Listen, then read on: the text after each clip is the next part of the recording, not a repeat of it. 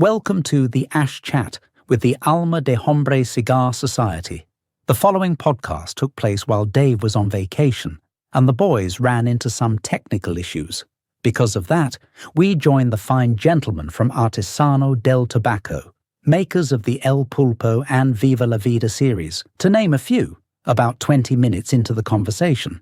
If you're missing some context, oh well, we're sorry. We'll do better next time. In the meantime, enjoy. From our store. Okay. So when we want to do the Viva La Vida, we went down to him because we loved his cigars, right? And mind you, we never met AJ. We only met his ex-partner. Oh, wow. So we called, we said, AJ, my name is blah, blah, blah. He's like, buy a ticket, come down, see us right away. So we go down and he goes, listen, guys, when I was nobody, you supported me, you helped me. Whatever you need, I'm here for you. And we told him about Viva La Vida and what we wanted to do. We told him about the blends and notes and this and that. So he said, listen, I will work on it. It's going to take time. I'm not going to give you something. So, and it took really a long time to come to the market, and that was the Viva that you smoked first. That was so good. Yeah. So the genesis of the cigar actually started before the company. Correct. Wow, that's interesting. Yeah. That's interesting. Yeah. And before we had Artesano del Tobacco. And it was in our mind, the Viva La Vida will be for the store. But in 2015, the stores sold. Then we opened the Artesano del Tobacco company. And 2019, when the cigars were released in United States, it was through Artesano del Tobacco. Very interesting. That is that is a good story. That is a good story. Thank you. So doing a little bit of research on your company, I seen that you guys kicked it off when you went to Nicaragua. So I've been in Nicaragua twice, right? And I was just all hyped because it was all the cigars for me. I just said, I want to be in Nicaragua smoking cigars, and I'm going to love it. But I fell in love with Nicaragua for the people. So what made you guys fall in love with Nicaragua? You know what? You're 100% right. It is the people. What brought us all down there is the tobacco. Right. And then you go down, and then you know that those good cigars coming from Nicaragua, it's because the people of Nicaragua, their heart, they put their soul, their work ethic is amazing, right? They want the best for you, and they're so proud of their work. They're so proud of the product that they're bringing to the States. So you could see it in any cigar made in Nicaragua, the flavor, the taste. Yes, the soil has to do with it, but also the people who blend in it and roll it and harvest the tobacco. Right. You know, so it is true. It's the people that we really fell in love with too. Awesome. Yeah. Yet there are a lot of great cigars coming out of Nicaragua right now, and It is. I mean, you can almost smell them in the air as somebody's smoking. They're very distinct. They have a lot of great flavor. So I definitely understand why you went there and choose to stay with AJ and keep getting your stuff from there. Absolutely. Thank you. If you guys are hearing a little background in the back, it's because we're having an event here at Mickey Blake's in Orange. We have Billy and Gus, owners of Artesano del Tobacco here. We're having an event. Right now, we have some great deals going on Viva La Vida as well as El Pulpo. Yep. And we have the fry here as well. That's right. So, if you're ever in the neighborhood, either Mickey Blake's in Orange or Southington, by all means, come in. Enjoy one of these wonderful cigars that are made by true gentlemen who are experts at what they do. Absolutely. Thank you, guys. And listen, guys, you're really missing a lot. You should be here with us. The deals are amazing. Mickey Blake's, great service. The people here are sweetheart. The humidor is packed to the rim. Excellent cigars. The lounge is to die for. You have no idea how beautiful this place is. So come on down, enjoy, and we're gonna be here till late night, so we could meet you and smoke some cigars with you. Awesome. Absolutely. So when you have your cigar, do you have like one in the morning? Are you like a coffee guy with a cigar? Like, how do you start your day? How does that look? Honestly, I don't eat breakfast. Cigar, espresso. Espresso. That's how I start. I drink water and I start with a cigar and espresso. We do a lot of different, if we were doing new blends or new shapes, those are for the morning. Your clean palate, you start there to see certain notes, flavors, and then I smoke. If I'm not working, if we're not doing events and stuff like that, Right. maybe 5 to 8 cigars a day. Oh, wow. But if we are doing events, I mean, It goes up. much more cigars. Yeah. Oh, yeah. Yeah. Yeah. Now, the collaborative process between you and Gus, when you guys get together, like how do you go about that? You have like your vision of where you want it to end up, but what are those conversations like? Are you talking about different levels on the leaf that you're looking for? Are you saying, okay, yeah, we want to make something really strong, maybe it's mild, maybe creamy? How does that collaborative process work and you get to where you want to be? Thank you. This is a great question. We never do cigars based on our palates. So these cigars that you're smoking is not made. This is what I enjoy. This is not made for my palate. Okay. Right? We ask a lot of questions everywhere we go. What the best wrappers? What's the hottest wrapper? Sizes, shapes. We always listen to the consumer and what the consumer is looking for. Okay, so we do not go down and do something based on what we like. Okay, because what me or Gus like, maybe 10-15% of everybody likes, but the rest, right? So you want to do something for the majority. And our cigars, we don't want anything spicy. We want something full flavor, medium spice, not something that punishes your palate. I hate a cigar, for example, and a lot of you, if the cigar have a bite or it burn your lips, right? Mm-hmm. So, and to tell you the truth, it happened because when cigar companies rush those products, you smoke it, is like, oh my God, like they tell you, no, it's spicy. They realize they rushed it to the market, but they need to create this excitement. No, it's full spicy. You want full flavor. You don't want full spice like pepper burning your mouth and your lip. It's punishment, right? You want to enjoy it. It has to chill you, relax you, and that's the right way of smoking or blending a cigar. And the only way you could take those spices out through aging and fermenting the tobacco the right way. So, you brought up something earlier and, you just spoke on it a little bit ago about, asking the public and everything like that. So from what you said early on about your next cigar possibly being a Corojo, should we expect to see a lot of other companies going after Corojo if you think it's going to be the hot thing? Or doing something like this and knowing that it takes time, you need to have some kind of projection. Forward thinking. Yeah. Right? We might be wrong. But if you find the right wrapper, filler, binder, it's going to work on its own without the market following you.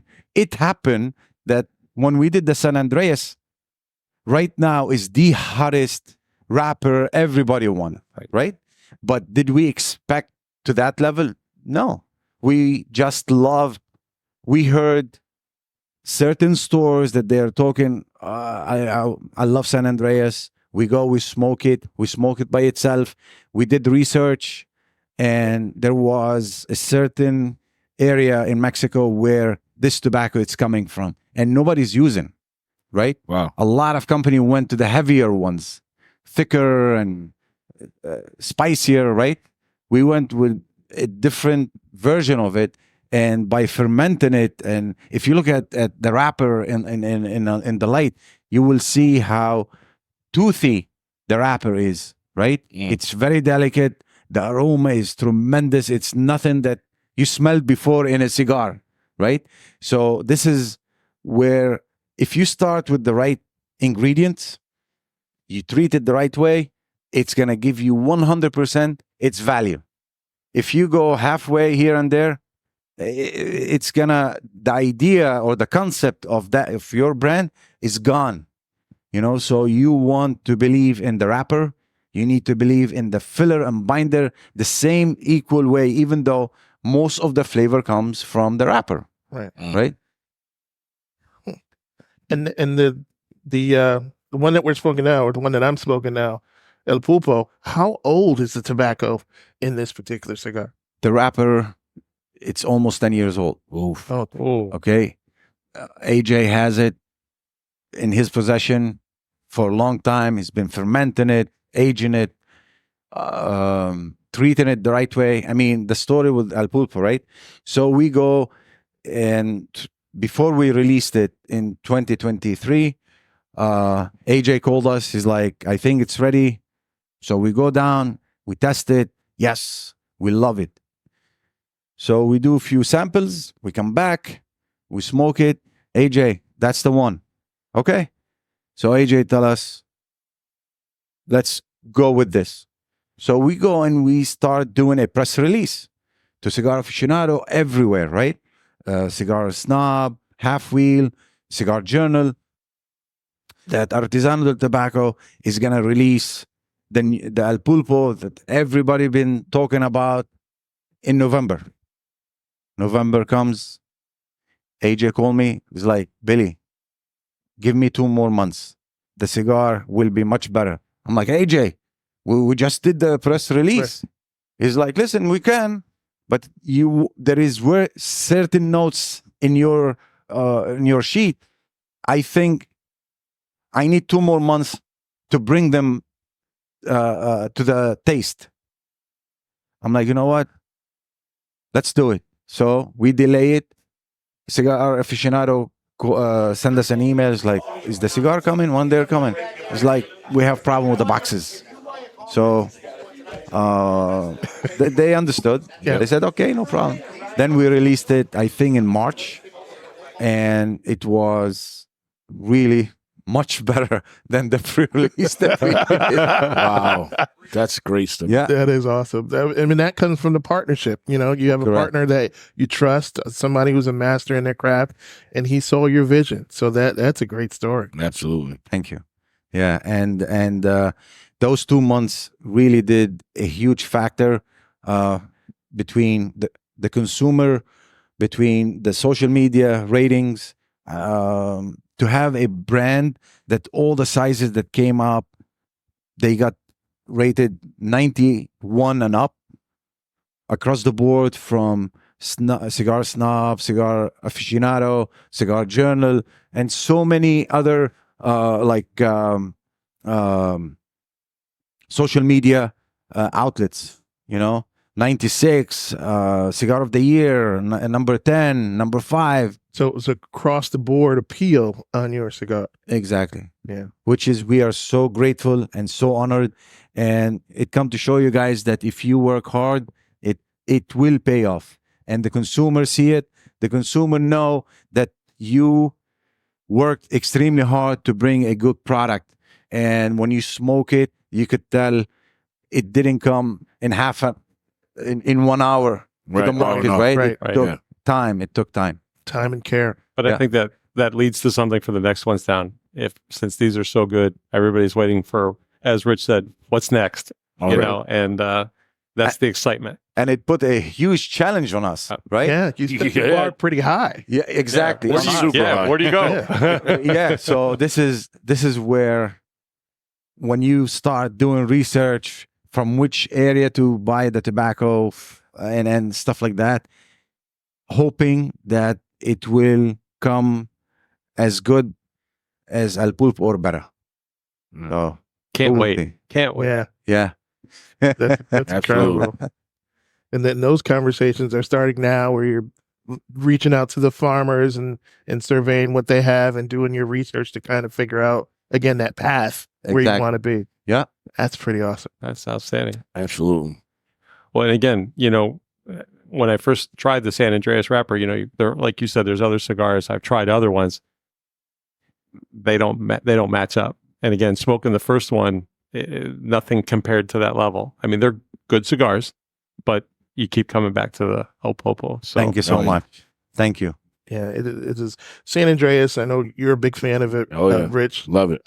It's just, it complements it so well. I mean, this is a cigar like an octopus that fits everyone's palate. It's not too heavy. It's not too light. It's just, it's just that comfortable, warm hug. Right. And you just know you're going to have a good, enjoyable stick. And it put a smile on your face. Absolutely. The aroma, right? The aroma. I mean, when you talk about something you like, you can't help but smile, right? Correct. And I really like this cigar. Well, and you just said the aroma. There's no question. Somebody lights one up here. Maybe there's 3 or 4 people in the thing. They light it up.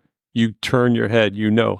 You've got an El Pulpo because you could smell it in this. Right. And we've got a real nice big place, but correct. When somebody lights one up. Oh, without a doubt. 100%. And the way things work here, it's like, we're almost like school kids, right? It's like, guess what I got? It's like, I got the new one. Oh, me too. And then we're like kids and everybody starts trying it. It's like whenever something new comes around and it's like, oh, this is a good one, we just run to the box. Excellent. Excellent. Yeah. And talking about like, we listen to the consumer.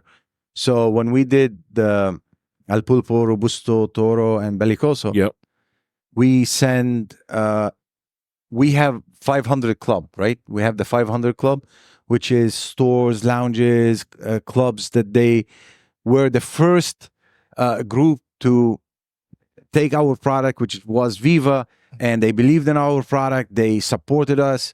So now every time we have a new project, we send them a pre-release, right? So one of those clubs was a luxury cigar club. And they received our package of El Pulpo pre-release. They smoked it. They gave us their review about it. They loved it. Why, and the notes and the flavors. And then they called us back and they said, you know what? This cigar will be great in a Culebra shape. First, it represents the octopus legs. Oh, yeah. Right? Yeah. And so the idea was like, you know what? That's fucking great.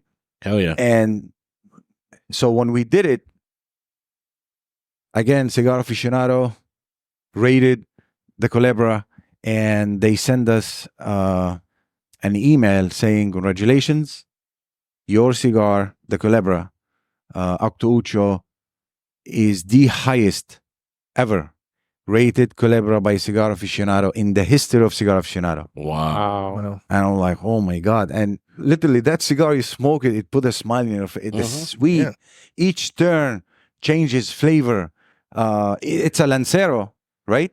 But because of those twists, each one it gives you different flavor, different notes. Wow. Very complex. Right? Yes. You never had it? No, I've never had it, but what I'm thinking of is how do we get on that email list to get sent this stuff? How do we get that group? I used to want to get into certain places. Now I want to get on the email list. That's definitely something. Well, now Mickey Blake, his store will be on. He is also part of the 500 club. So when we do the Ojo Corojo, the pre-release, he will have a bundle here to share with you guys. Oh, nice. Oh, that's great. Yeah. Outstanding. We could put some names on the ones in that bundle. That'd be great. Happy, Rich, Dave. Okay. All right. The founding members. Here. Yeah. Do I have a second? Absolutely. Absolutely. And Gus is back. Yep. I am back, guys. You know what? Because I saw some people when I really get the chance to try the El Pulpo and Viva, and I felt, you know what? It's not fair to let them wait. 100%. So I apologize for you guys. No. But I felt I did the right thing by them as well. So. Absolutely. I'm seeing we got the salesman and the spokesman. Next group, I will go. You take the coin. We love. You know, we come from retail. Yep. We did this for 28 years. Yeah. So I always, when I see someone waiting, I don't like to have people waiting. We make sure that we do the service for them. So that's Awesome. that's something. That's first class. Yes. That's first class. And that's interesting. The transition from, retail side to being on the manufacturer side, was that an easy change for you guys, or or do you think of it was more like an evolution on your journey through the business? From my end, I'm going to say this. The retail part, it did educate me to a level where I appreciate this as well. The knowledge that we picked from being retailers for that long and meeting with people on a daily basis, new people, new friends, new everything, we learned so much. Now, do I love this more than retail or retail more than this? To me, it is a continuation of what we believe in. Okay. So we're doing this because we love what we're doing, and we appreciate the time that we spent being retailers that put us on this platform to move forward. And hopefully we are doing great for everybody. Well, but that also too lends to something. If you get a new retailer, you have experience to share with them on the retail side as to why and how and inventory and everything exactly else. Exactly. Right? Yes, that's for sure. That is as well, there's a lot of retailers when we go, we have a lot of friendship with in an industry. And then anytime we got approached for a question, for anything in that regard, whatever we can do, we always offer our knowledge. That's awesome. And I would think that gives you an enhanced perspective as well from being in retail that so long, connecting and conversing with the consumer so often, about, different cigars, different tastes, profiles, that had to give you almost maybe a leg up when it came time to do your own thing, because you have that experience knowing what people want. You're not so detached. 100%.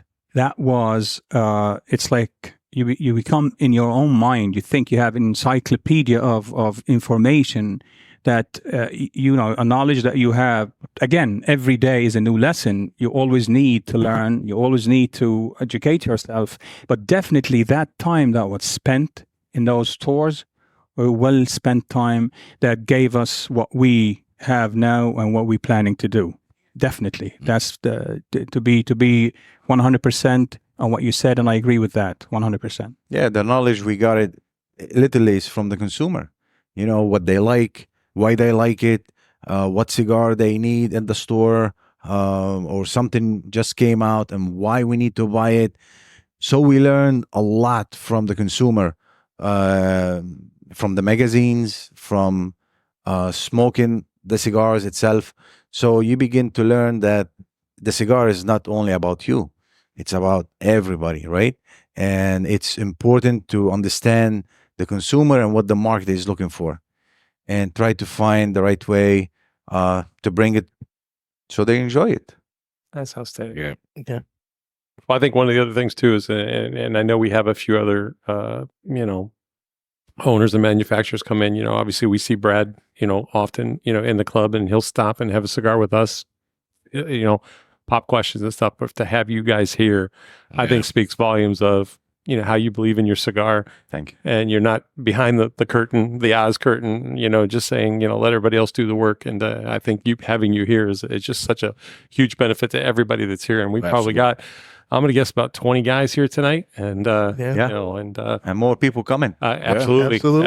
What you said is true, and we thank Bill, we thank everyone who give us the chance to be in their place. But not of everybody business. does that. That's my point. Not everybody does that. So. Yeah, that's true, and we appreciate that. We all ears. If we have to learn something that we don't, we open for any suggestions. Like, I don't know if we spoke about this and the idea, the size with Brad. You see, so we listen. Yeah, right. We listen, and that's important. No matter how much you know, you always need more to know. Absolutely. And is something we were educated. It's the teaching of the old man, and our parents were really, really the backbone of everything we do. And I bet you everyone with their parents, they thank God for their parents. And then we learn so much from the old man. That's awesome. That's awesome. And that's right. You two are brothers. So That's even better. Who started smoking cigars first? I was 13, and I stole the cigar from my father's humidor. And he nailed it. How sick did you get? I'm gonna say this. My parents, like, there's a lot of friends and family members. They come, they sit, they have events, and they smoke cigars. As kids, like, you start to look, why they smoking the cigar? Why they so happy? So, and every time, you're a kid, you want to know what's going on. So I make sure that there's no one there. I ran to the humidor, I open, and I still remember it was a Monte Cristo Cuban number 2. Oh, got the good stuff. I cut the cigar and I start smoking and inhaling. I inhaled so much that at one point I was sweating. The whole room start rolling, and I dropped on the ground. I turned blue. Oh. So, long story short, Wow. my father knew about it. He took me, started saying, look, this is not how you do things. It's still not the time to smoke. But if you want to do it, you don't do it that way. Cigars are different. If you were thinking you're smoking cigarette, it's not. Right. I learned the hard way. So I was 13. But, Wow. to answer your question, I was that young, yes. And then from that point on, Yeah. So you didn't make that same mistake. No. you learn from the elderly. That's great. That's great. My first cigar was a Punch Rothschild, which is Honduran cigar. Yes. Right? I loved it. It was made by Velazon at that time. They used to do Hoyo de Monterrey and Punch small Robustos. They used to come 50 in a box, right? I don't know if they're still making them. It had no bands, nothing on them, just small Robusto. And this is how I learned cigars, smoking those. And I wanted to quit cigarettes at 19. And that was one of the ways I was able to quit cigarettes. And I smoked, I used to take a few puffs, put it, go do some work, come back, take a few puffs. And just to get rid of the idea of being a slave for a cigarette, I hated that. I hated the smell, the taste of it, and the urge to smoke, right? And cigars literally helped me get rid of my habit of smoking cigarettes. And I was 19 at that time, 18, 19. And from that time, I've been smoking cigars. That's outstanding. Yeah. Awesome. That's interesting. So I'll tell you guys, I have a very, very tight top 10 cigars, right? And I've been smoking for a while, and I try everything. I'm not that guy that just, I'm going to buy this box and smoke that. I like to try everything, because when I retire, probably in a year, I'll be owning my own shop. Congratulations. Thank you. So He'll probably call you guys. I probably will.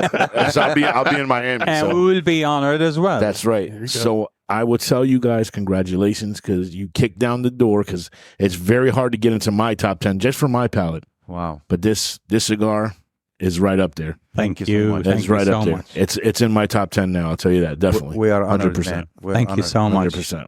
Thank you. And I don't want to put you on the spot, but let's just say you go to a shop, or let's just say you don't have your cigar with you.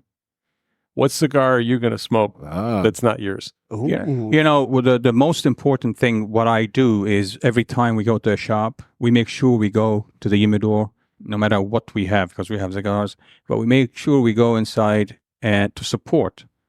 And we do this all the time. And I search around. If our cigar is not there, even if it's there, sometimes I don't buy it. I go and I buy different things that I remember when, if they have Hoyo de Monterrey, if they have, things like Avo, Davidoff, Fuentes, Padron, anything, just for the support of the place. And if I have people as well, go ask them, what do you want? They go and they pick, and then we go. But to me, I always, my product is so good, No, listen.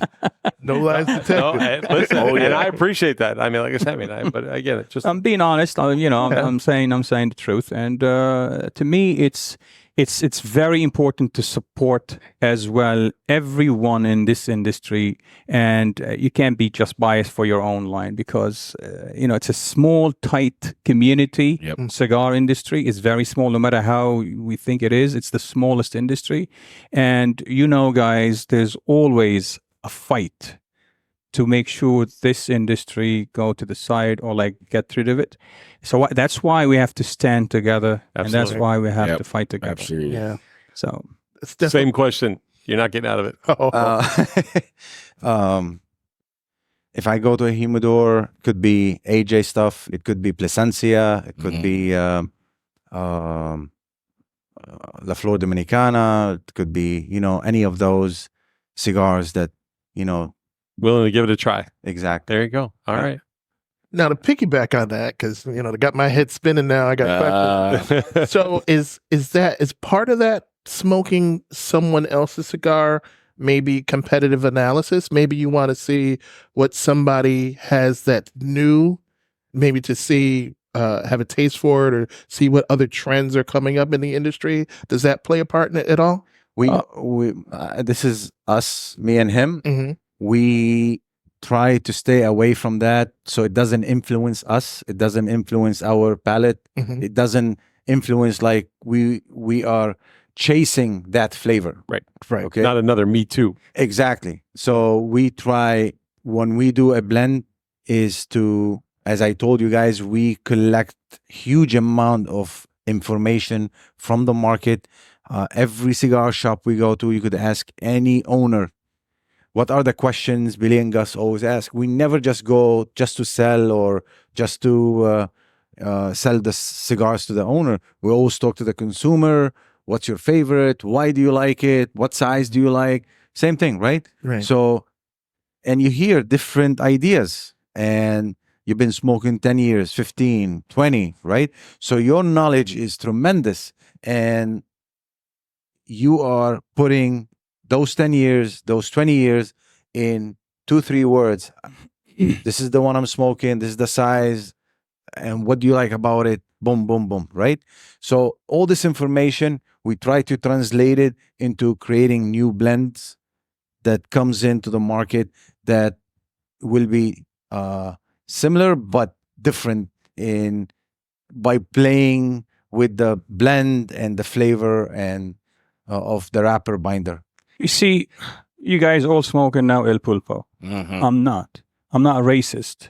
This is AJ Fernandez. Brad gave me this. Mm-hmm. So we smoke everything. And it's not I'm trying it to see if it's good, bad, or ugly. Curiosity in that format, we don't, because we know they're all great. The brands, the names, the families that have been in this business, some of them for 100-some years, Mm-hmm. they established, they big, and we respect that, and we always look up to them because there's a lot of things to learn from those people. Right. So if someone give me a cigar and try this, I try it, and I speak honestly about it, good, bad, ugly.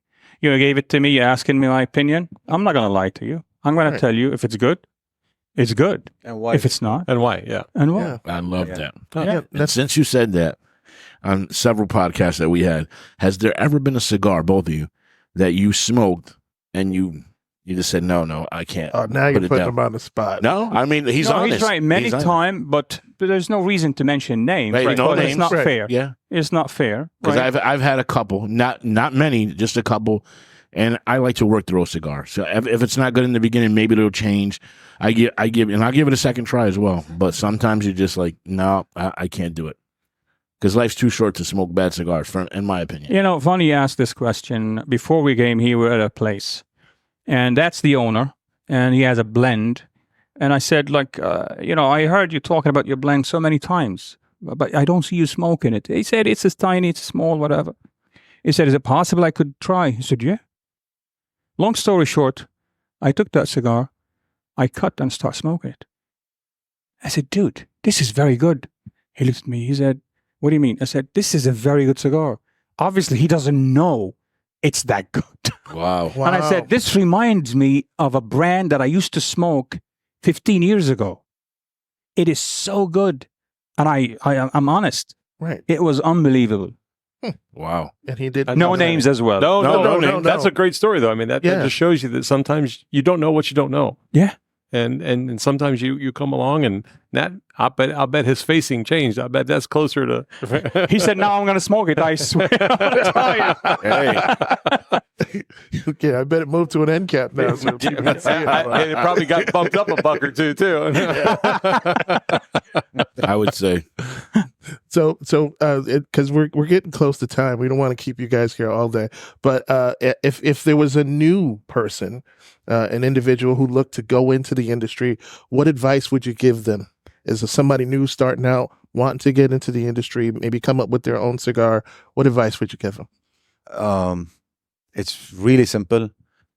Believe in what you're doing, and just remember that it takes time, and time you cannot buy. So give it the time it needs to mature, and then bring it to the market. Don't rush it. Take your time. If you bring the product and you rushed it, and it's a bust, it will hurt the company name, your name. So the first project is so important, that all the projects after, right? But give it the time that it needs. If they tell you it need time, or they rush it like it's ready, just share it with a group of people and tell them, I need truly your opinion. Do I bring it or I keep it? And then use your own knowledge about the flavor, the taste, and see if you smoke that cigar, would you go buy it again? Do you look forward for buying it and or smoke it? And if you don't, then it's not the right time, you know? And seek that knowledge. Exactly. You know, to me, it is an adventure. Anyone who come and ask me, I say, of course. But remember, it is an adventure. And there is valleys and streams, there is hills. And you have to believe in the process. If you're not ready, if you don't think that you will be able to sustain the gesture and the posture and keep going straight and forward and fight, don't do it. You have to have the strength. You have to have the knowledge. You have to believe in yourself that this is a project. I know it's hard because it's not a trip. This is a commitment 24/7 for something that you believe in, for product that you want to bring into the market, for someone who, to make something and to hope people will like it. It's not the way. You have to believe in it yourself. You have to fight. You have to find the right product that not only you like it. We don't do when we blend a cigar, we don't do it for ourselves. We study the market. We make sure that as you guys know, 80% of cigar smokers, they like medium to full. 20%, 10 of them like flavored, 10% like spicy, or 5% light. And we cater to the majority. Right? It doesn't mean that we don't care about the 20. At one point, we have to find a way, we have to cater for them, right? So it's not easy, but it's doable. It's a constant battle. So that's my advice to anyone who asks this. Yeah, I mean, if you are willing to bring something that you feel proud of, do it. You have to do it. Don't allow anybody to tell you, no, don't, you're gonna fail. Those stuff should push you more. And just believe in yourself, believe on what product you're gonna bring to the market. And the most important, you are doing it for the consumer, not for you. Correct. Okay? And then you will be successful. If you're doing it for you because it's fun and okay, but it should be all about you guys. It's about the consumer. Go into the store, buy it. I was like, from 2013 to 2019, when we released Viva La Vida, I was always dreaming in my mind seeing a post on social media of somebody opening his humidor and there is Viva there. One Viva within his 25 or 50 cigars, right? To me, that was a huge accomplishment that I was like, oh my God, as if you gave me $1 million for somebody to show me or show everybody like he's so proud or smoking a Viva or he has a box of Jesters, right? So to me, this is like the ultimate. Somebody went, fell in love with it, bought 5, a box, 1 cigar, came home, saved it for a special occasion, right? And because I see, you know, them doing it with other companies, so I wanted our company to be there. So that was me thinking how the consumer will like those cigars. When I'm making this cigar, would they like it?